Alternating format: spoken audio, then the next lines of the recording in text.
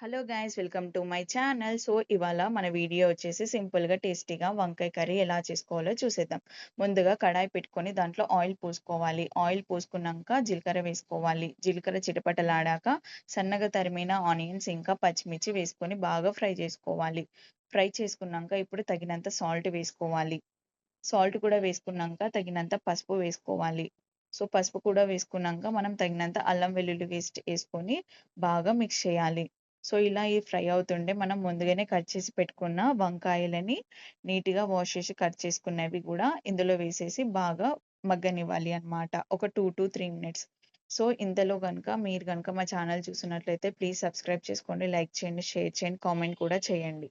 So ఇప్పుడు మనం వంకాయలను వేసుకున్నాం కదా, బాగా మిక్స్ చేసేసి ఒక 3 to 4 minutes మూత పెట్టేసి మగ్గనివ్వాలన్నమాట.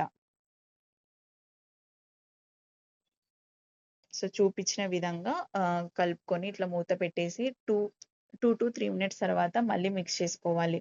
సో ఇలా మిక్స్ చేసుకోవడం వల్ల ఏంటంటే మనకి కర్రీ అనేది మాడకుండా ఉంటది.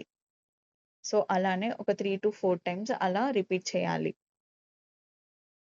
సో వంకాయలు పూర్తిగా ఇప్పుడే ఉడకనివ్వాలన్నమాట. సో నెక్స్ట్ మనం కారం వేస్తాం కాబట్టి కారం వేశాక వంకాయలనేవి ఉడకవు. సో ఇప్పుడే మనం ముందే ఉడకబెట్టేసుకోవాలి.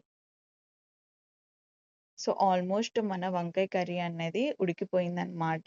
సో ఇప్పుడు మనం తగినంత కారం వేసుకోవాలి.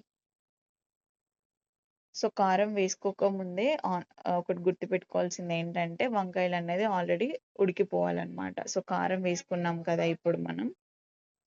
సో కారం వేసుకున్నాక బాగా మిక్స్ చేసేసుకొని ఒక 2 మినిట్స్, జస్ట్ ఒక 2 మినిట్స్ ఇట్లా మూత పెట్టేసి మళ్ళా మగ్గనివ్వాలి.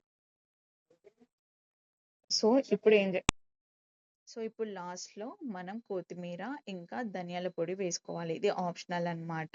సో మన కర్రీ అనేది ఎలా అయిందో తెలుసుకోవాలంటే మనం కలిపేటప్పుడే ఆయిల్ అనేది పైకి తేలుతదనమాట. సో అట్లా తేలినప్పుడు మనకి కర్రీ అనేది రెడీ అయిపోయింది. సో ఇప్పుడు ఇవన్నీ ఏసేసుకొని బాగా మిక్స్ చేసుకున్నాం కదా! మిక్స్ చేసుకొని జస్ట్ 30 సెకండ్స్ మనం స్టవ్ పైన ఉంచుకొని స్టవ్ ఆఫ్ చేసేస్తే మన వంకాయ కర్రీ అనేది రెడీ అయిందనమాట. సో చాలా టేస్టీగా ఉంది కర్రీ మాత్రం. సో తప్పకుండా ట్రై చేయండి. సో ఇప్పుడు మనం వేడి వేడి రైస్‌లో ఆ వంకాయ కర్రీ వేసుకొని ట్రై చేస్తే చాలా అంటే చాలా యమ్మీగా ఉంది. మీరు కూడా తప్పకుండా ట్రై చేసి ఎలా వచ్చిందో కామెంట్ మాత్రం చేయండి. బాయ్.